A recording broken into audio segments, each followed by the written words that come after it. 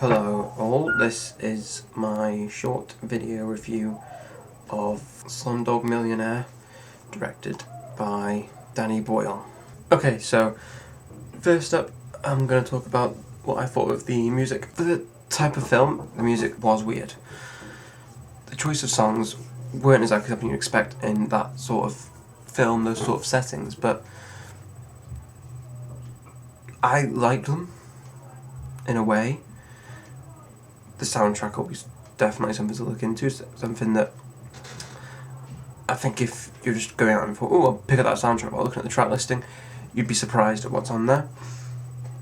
And although a lot of the music suited, I'm talking about the soundtrack here, so songs used rather than an original score, but I think the songs used in it were effective, if not distracting in a way,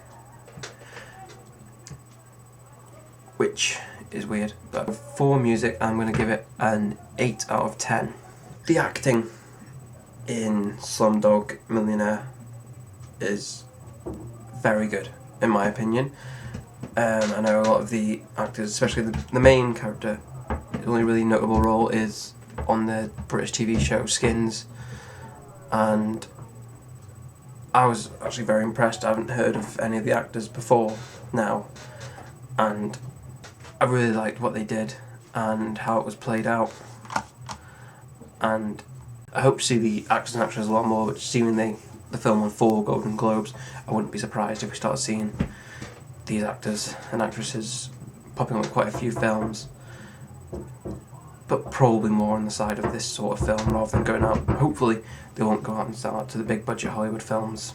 I'd give the acting of Slumdog Millionaire a 10 out of 10. The writing of Slumdog Millionaire is very good. It's a very good storyline. The way it develops as the film goes along is very good. It flows very well. It's a good pace. It's not too slow. It's not too fast. You don't go through the film thinking, what just happened? Or, yeah, I know, I understand. Okay, let's go on, go. You don't think like that. You go with the film, and it's running at about 2 hours, and the film's an adaptation, and I've never read the book. I'm not sure who the author is, but if I see the book around somewhere, I wouldn't hesitate to pick it up and read it, because I thought it was very well written. My only problem with it was that near enough every question he was asked had something to do with it, and I know that's the whole point of the film. They could at least have stuck in 1 or 2 questions that weren't to do with his life.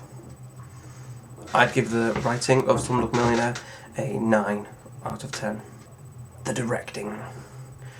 The film was directed by Danny Boyle, who is one of my favourite directors, if not after watching this film, possibly my favourite director of all time ever.